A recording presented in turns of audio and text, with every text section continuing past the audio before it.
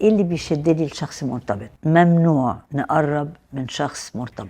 يا ترى ليه الأيام دي في ظاهرة شائعة جامد جدا إنه الناس بتتجذب للشخص أو الشخص المرتبطين؟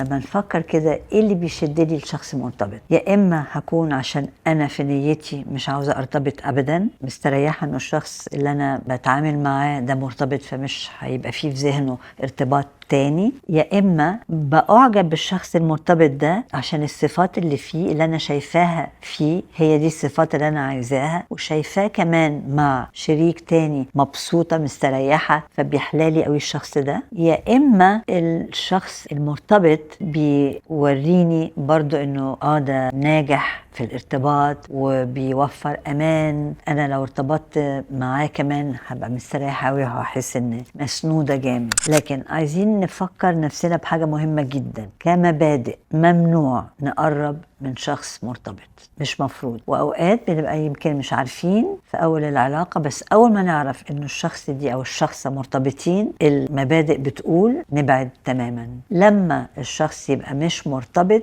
يبقى نتواجد لو عايزين نكمل العلاقة، بس غير كده مش صح أبدا ارتبط بحد أو أعمل علاقة مع حد مرتبط.